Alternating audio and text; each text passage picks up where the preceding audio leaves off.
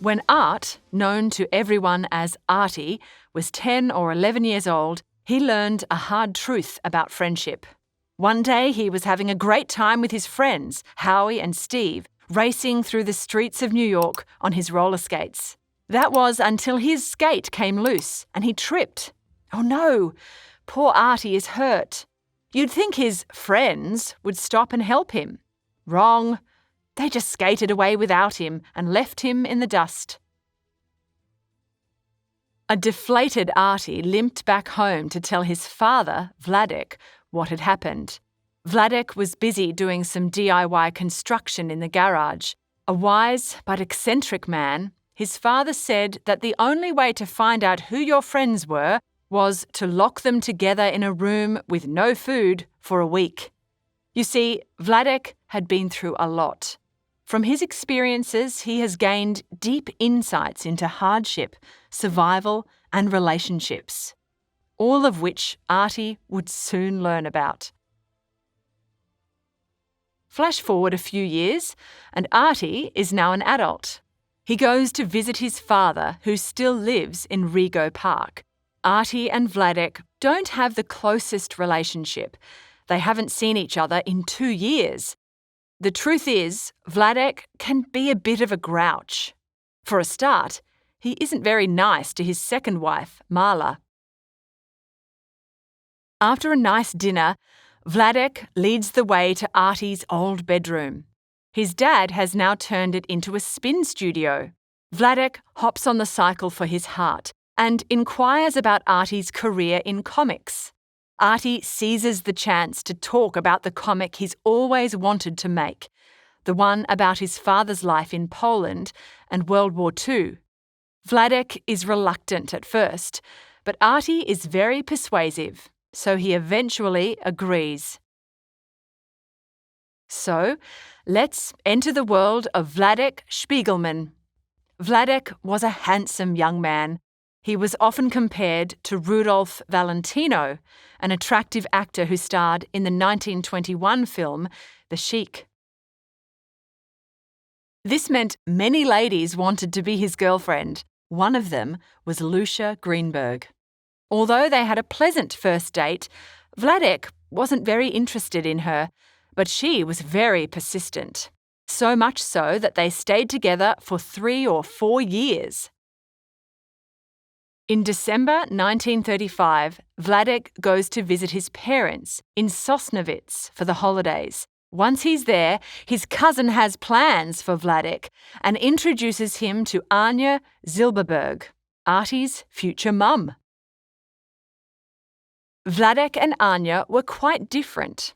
Vladek was just scraping by trading textiles, whereas Anja came from a wealthy family who owned a large factory that made stockings.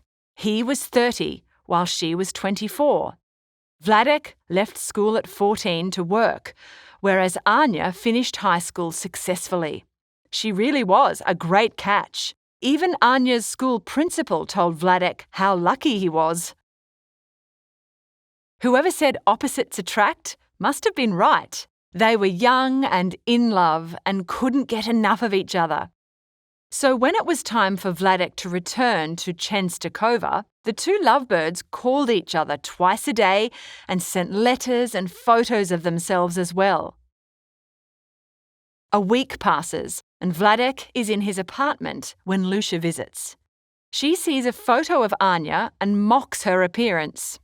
When Vladek tells her that he's going to get engaged to Anja, Lucia loses it. She lunges at Vladek, begging him to forget Anja. Lucia won't be letting Vladek go easily.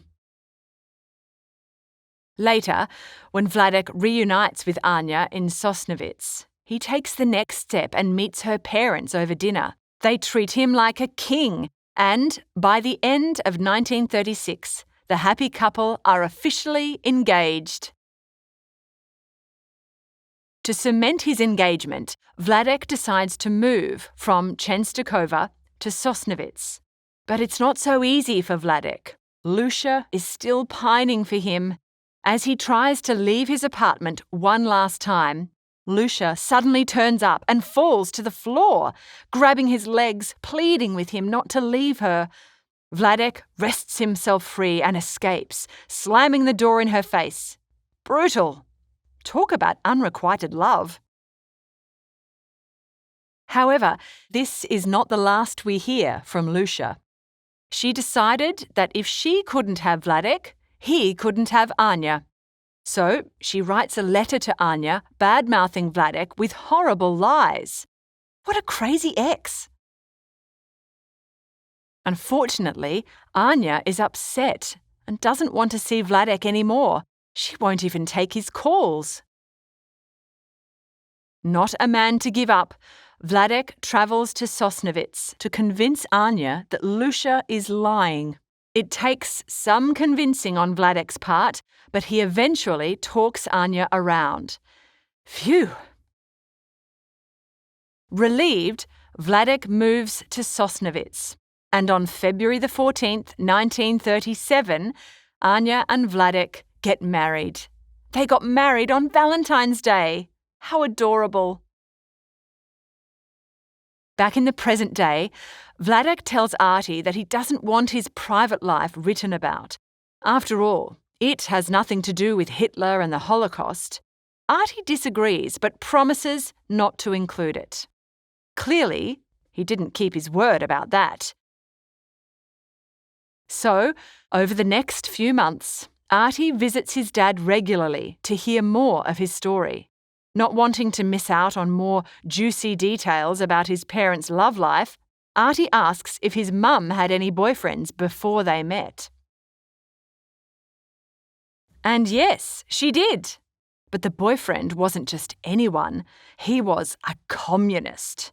Vladek despised communists. Even worse for Vladek, Anja was working with them. She would translate messages her old boyfriend brought from Polish into German. This was bad news. The Polish government were persecuting communists and, unfortunately for Anja, the police suspected her of being one. It was only a matter of time before they came knocking. Luckily, just before they did, a friend telephoned Anja and warned her to hide the incriminating documents. But what could Anja do? She couldn't leave them in her own apartment, nor could she destroy them. They were just too important. A quick thinker, Anja frantically ran downstairs to Miss Stefanska, a seamstress, and begged her to hide the documents for her. Confused, Miss Stefanska agreed. After all, Anja was one of her best customers. Soon after, the police came and turned Anja and Vladek's home inside out. They looked and looked but found nothing. Phew, Anja was safe.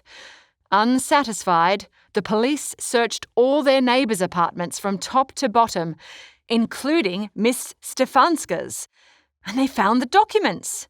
What would Miss Stefanska do? Would she rat out Anja? Loyal to a fault, she did not. That took courage, but she paid a heavy price. After being locked up in prison for 3 months, Miss Stefanska was set free because the evidence against her did not stack up.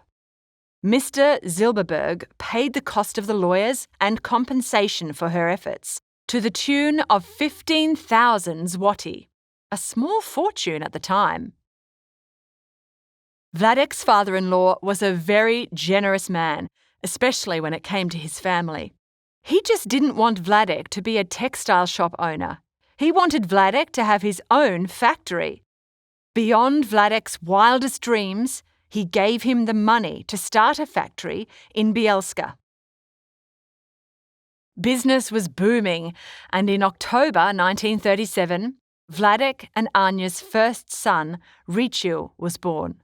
Sadly, Riciu did not survive the war, and Artie never knew his older brother. Vladek went to Bielska to start his factory and find them an apartment. Meanwhile, Anja stayed in Sosnovitz with the baby and her family. But all was not well. Soon after Vladek arrived, he received a distressing phone call. Anja was sick. He had to go home right away. Vladek rushed back to Sosnovitz to see Anja. Poor Anja was lying on the couch, sobbing and saying that she didn't want to live. What was wrong with Anja? Vladek just didn't understand. Wasn't bringing a child into this world supposed to be a cause for celebration? Anja seemed to be under a lot of strain since giving birth, and she was very depressed. Not wanting their daughter to suffer, Anja's parents suggested Vladek take her to a sanitarium or long-stay hospital to recover. At a moment's notice, they began their journey to Czechoslovakia, which had one of the most expensive and beautiful sanatoriums in the world. When they were nearing the end of their train journey, they passed a small town with a chilling sight that frightened all the Jewish passengers, a Nazi flag. This was the first time Vladek had seen a swastika with his own eyes. He couldn't believe it. Their fellow passengers gave them some even grimmer news. In Germany, it was worse.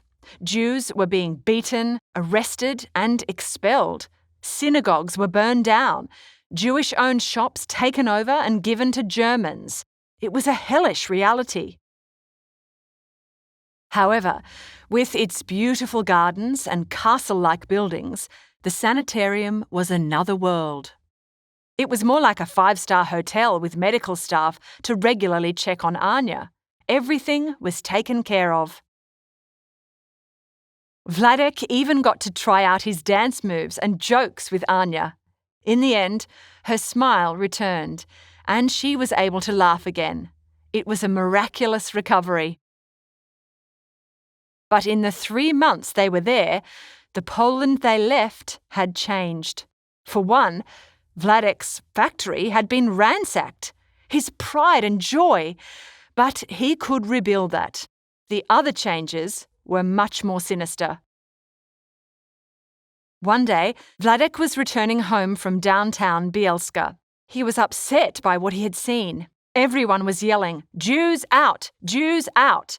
And 2 people were killed. And the police just stood by and watched. What had happened? How could the Poles agree with the Nazis? Though not all Poles agreed. Their governess, Janina, was absolutely appalled. She considered the Spiegelmans family. Life continued as normal for over a year, but anti-Semitic tensions were rising. On August 24, 1939, they boiled over. Vladek received a letter that would change his life, a draft notice from the Polish army. War was now inevitable, and Vladek had been ordered to fight. Anja, Riciu, and Janina fled to Sosnovitz, while Vladek headed to the frontier against Germany. 1 week later, this new reality was confirmed. On September 1st, 1939, Germany invaded Poland, marking the start of World War II. What will happen to the Spiegelmans? Can they escape the Nazis? Wish them luck. A frightening world awaits them.